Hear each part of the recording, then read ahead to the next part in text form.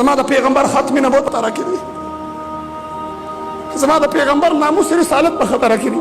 زه د خپل ذات دفاع نه کوم. ما ته که چا کنځل کړي ما د هغې جواب نه دی کړي، ما ته که چا سپک کتلي ما د هغې جواب نه دی کړي، که ما ته په فیسبوک باندې زما مور ته او زما خور ته او زما ښځې ته چا کنځل کړي ما د هغې جواب نه دی کړي. خو ما مخکې هم دا ویلي زه د ابوبکر په شان کې ګستاخي نشم برداشت کولی، د عمر په شان کې ګستاخي نشم برداشت کولی، د علي او د عثمان او حیدر په شان کې، د امي عایشه صدیقه په شان کې ګستاخي نشم برداشت کولی. زما هغه اکابر علماء دیوبند چې په دیوبند په هندوستان کې علامه عبدالشکور لکھنوی راپاسېده، ها په لکھنؤ کې د صحابو په شان کې ګستاخي شوه. عبدالشکور لکھنوی مدرسه بند کړه، مرکز بند کړ، مسجد بند کړ، د په 144 ولګېده. وایي د صحابو خبرې به څوک نه کوي، د صحابو مدح به څوک نه کوي. عبدالشکور دی لکھنوی راغی د لکھنؤ په چوک کې ودرېد او چغې وویله چې عبدالشکور لکھنوی وه هغه وخته پورې چین راحت اطمینان سره نه کښېني څو پورې چې د لکھنؤ په چوک کې د صحابو مدح نه بیان کړي.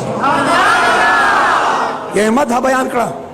هغه ظالمانو زما د پیغمبر حرم، زما د پیغمبر عزت، زما د پیغمبر ناموس د امي عایشه صدیقه په شان کې کنځل کړي. عبدالشکور لکھنوی د لکھنوی په چوک کې وایي او ظالمو زه به د خپلې مور نوم درته واخلم، زما مور ته کنځل وکړه دا به برداشت کړم. زه به د خپلې خور نوم درته واخلم، زما خور ته کنځل وکړه دا به برداشت کړم. زه به د لور نوم درته واخلم، زما لور ته کنځل وکړه دا به برداشت کړم. زه به د خپلې ښځې نوم درته واخلم، زما ښځې ته کنځل وکړه دا به برداشت کړم. خو مسلمانان د امي عایشه صدیقه په شان کې ګستاخي برداشت کولی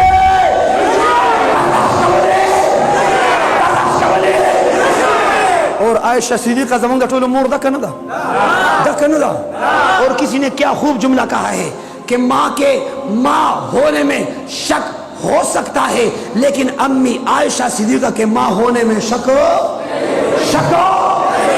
دا مور پا مور کی دو کے شک شتا خدا امی عائشہ صدیقہ پا مور کی دو کے شک دا مسئلہ بورا دا مور پا مور کی دو کے شک شتا شک زکشتا چه دا یو خزی بچی نو نو د یتیم خانې نه یو ماشوم راوستم هغه لوی کړ هغه ماشوم وی دا زما مور ده دا مور وه نو د مور په مور کېدو کې شک شته خو د امي عایشه صدیقه په مور کېدو کې شک زه به درته نن اعتدال بیانوم زه به درته نن محبت بیانوم سنو